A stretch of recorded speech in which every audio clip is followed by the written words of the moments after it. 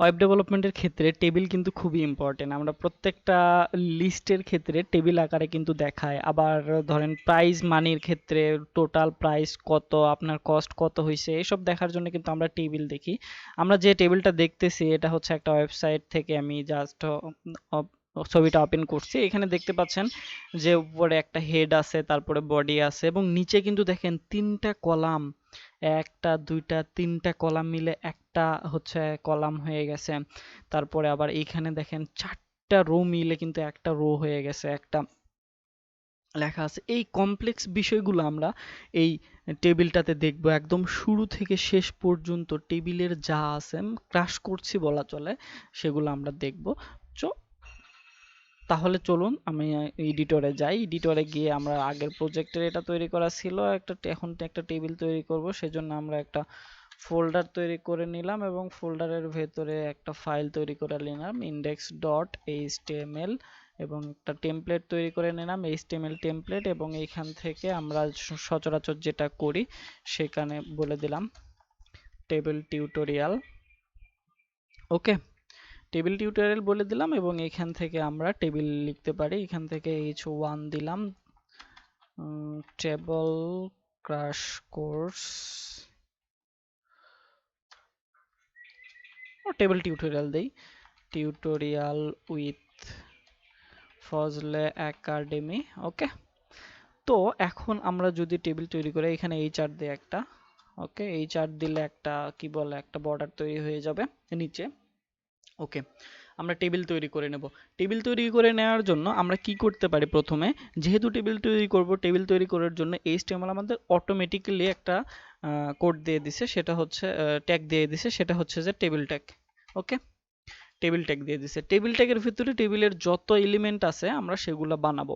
Table তো দিয়ে দিছে, তো সেক্ষেত্রে আমরা যদি এখান থেকে এখন টেবিলটাতে যাই, দেখি টেবিলটা কেমন।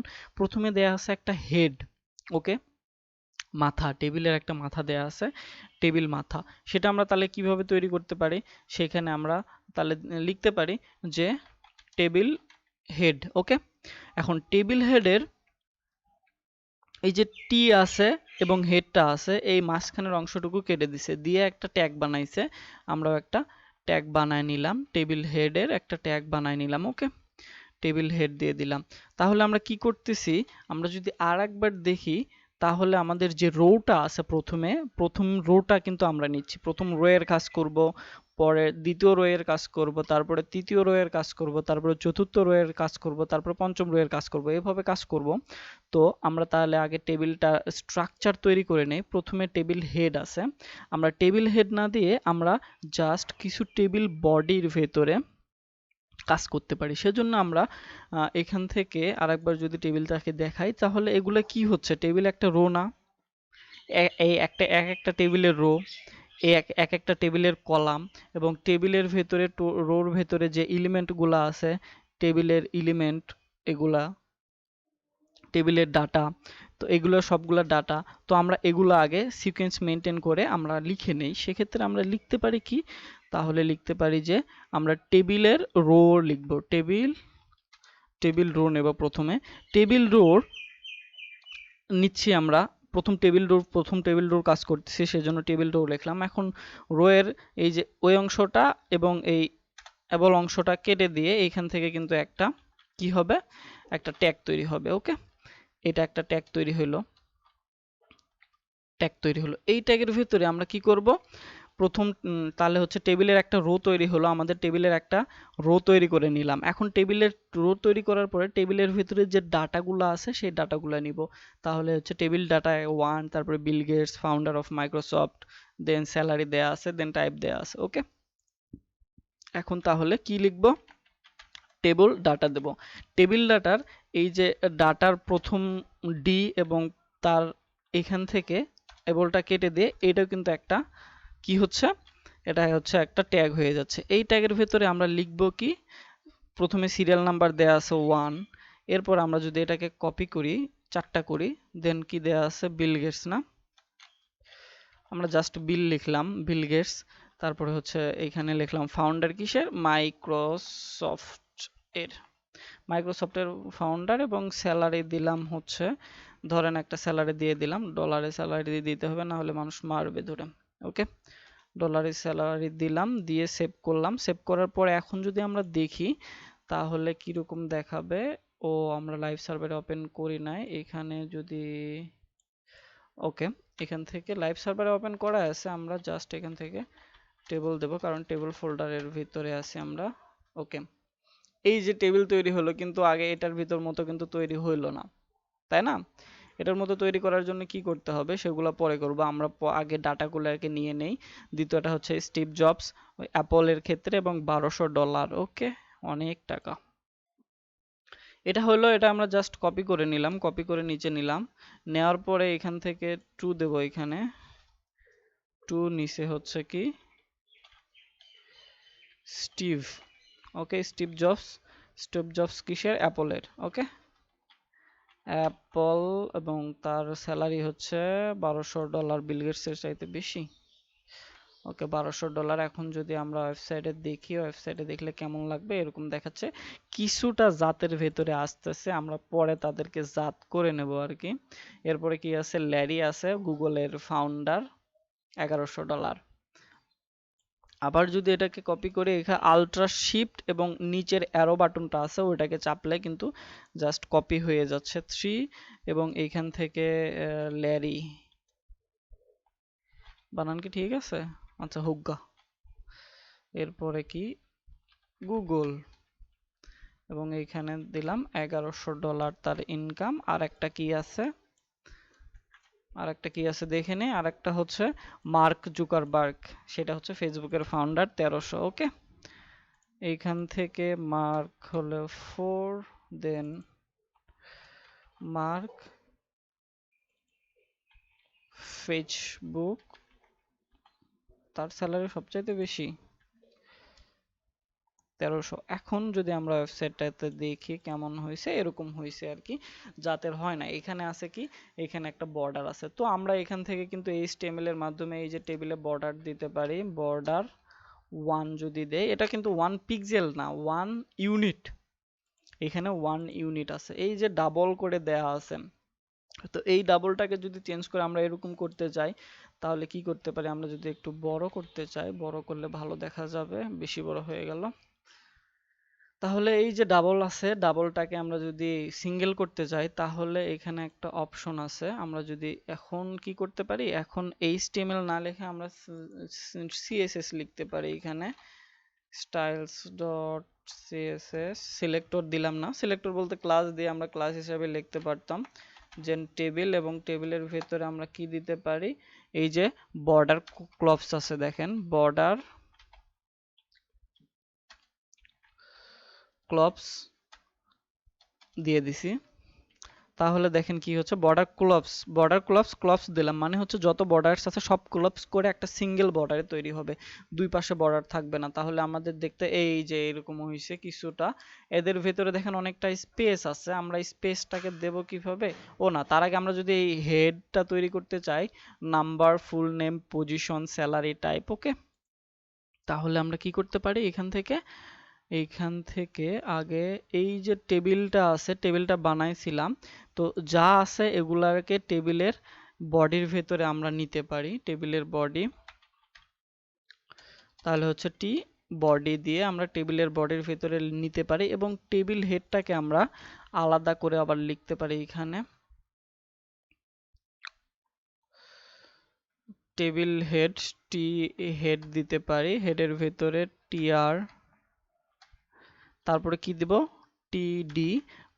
টিডি আমাদের কয়টা হবে? টিডি হবে চারটা নিয়ে নিলাম। এখন তাহলে হচ্ছে এখানে প্রথমে নম্বর হবে, তারপর ফুল নেম, আমরা শুধু নেম দিতে পারি কারণ আমরা ফুল নেম লিখি নাই। তারপরে হচ্ছে পজিশন দিতে পারি, পজিশন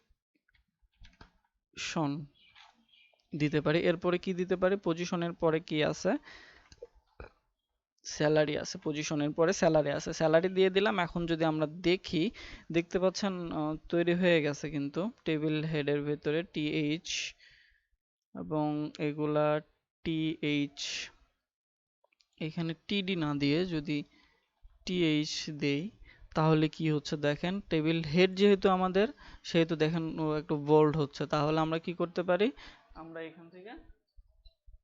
আমরা এখান থেকে টেবিল হেড দিতে পারি। এইখানে আরেকটা বিষয় দেখেন যে আল্ট্রা ধরে প্রত্যেকটাতে যদি আমরা সিলেক্ট করি তাহলে তিনটা কিন্তু একবারে সিলেক্ট হয়ে যাচ্ছে, এবং এইচ করে দিলাম তাহলে কিন্তু চেঞ্জ হয়ে গেল। আর এই পাশেগুলো অটোমেটিক্যালি রিনেম হয়ে যাচ্ছে, সেটা কিন্তু আমরা এক্সটেনশন আগের ইয়েতে দেখছি। এখন যদি সেভ করি তাহলে দেখতে পাচ্ছেন হেডারটাকে হেডার হয়ে গেছে। এখন এই যে ভেতরে স্পেসিং আছে, এই স্পেসিংগুলো কিসের স্পেসিং আছে দেখেন, এক একটা কিন্তু টিডি মানে বডির স্পেসিং আছে। তো আমরা টিডি এবং টিএইচ এর যে স্পেসিংটা, সেই স্পেসিংটা আমরা এখানে বলে দিতে পারি। টিএইচ এবং টিডির যে স্পেসিংটা আছে মানে হচ্ছে প্যাডিং, প্যাডিং দিতে পারি 10 পিক্সেল। যদি প্যাডিং দেই তাহলে কিন্তু দেখতে পাবো কেমন হয়েছে।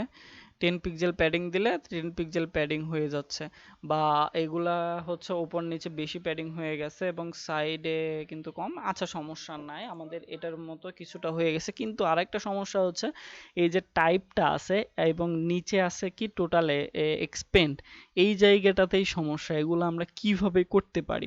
তো প্রথমে আমরা যদি টাইপ নিয়ে কাজ করতে চাই, দেখেন টাইপ কিন্তু রো প্রথমে উপরেরটা আছে সেটা আমরা দিয়ে দেই প্রথম রোটা টাইটেলটাতে, সেটা কি হবে টাইপ। তাহলে আমরা এখান থেকে একটাকে টিএইচ কে কপি করে এখান থেকে কি দিতে পারি, এখান থেকে দিতে পারি টাইপ, না টাইপ।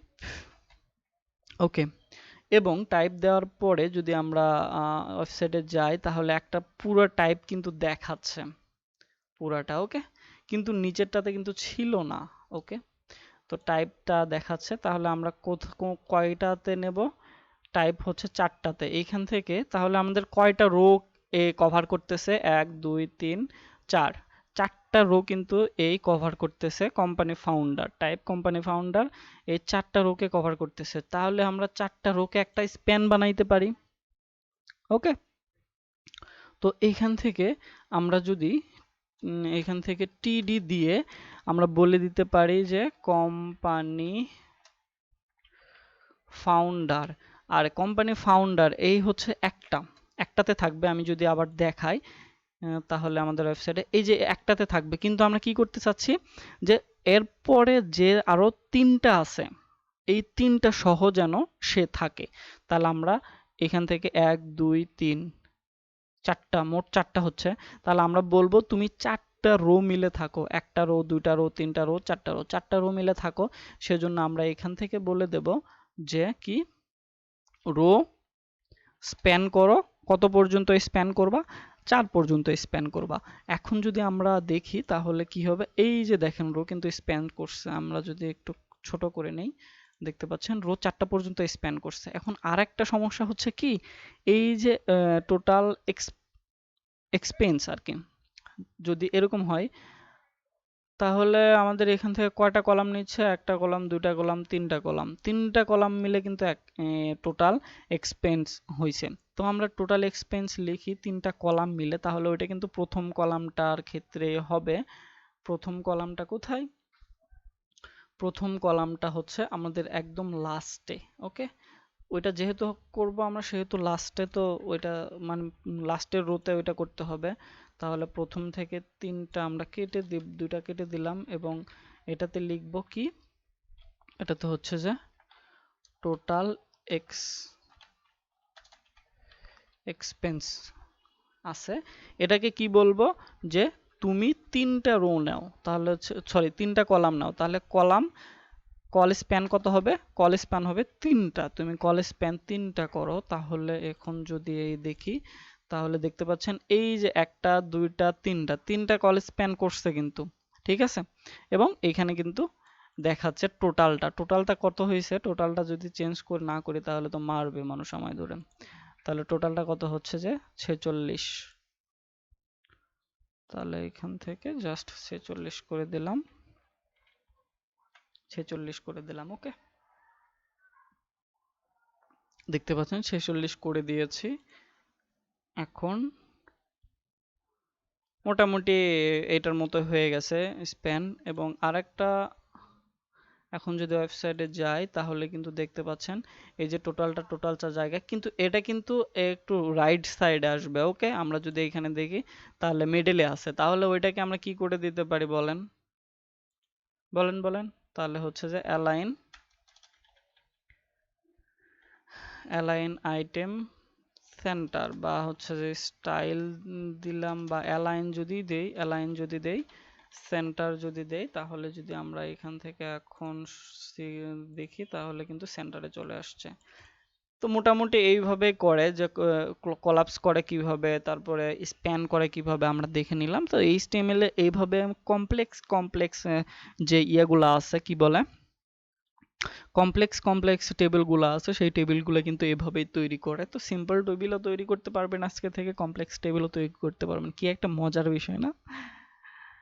তো আজকে এই পর্যন্তই। থ্যাংক ইউ সো মাচ ভিডিওটি কন্টিনিউ করার জন্য। আর যদি ভালো লাগে অবশ্যই একটা লাইক দেবেন, সাবস্ক্রাইব না করে থাকলে সাবস্ক্রাইব করবেন অবশ্যই। আর আমাদের প্লেলিস্টটা যদি এখনো অ্যাক্সেস না করে থাকেন, ওয়েব ডেভেলপমেন্টের ফুল কোর্স এখান থেকে একদম ধরে ধরে শেখানো হচ্ছে, যে আপনি একদম শুরু থেকে কিভাবে শেষ পর্যন্ত আমাদের সাথে কন্টিনিউ করতে পারবেন, এবং কন্টিনিউ করার পরে একদম ফুল স্ট্যাক ওয়েব ডেভেলপার ইনশাল্লাহ হয়ে যাবেন। আমি সব আস্তে ধীরে শেখাচ্ছি। তো ধন্যবাদ, ভালো থাকবেন, সুস্থ থাকবেন, আসসালামু আলাইকুম।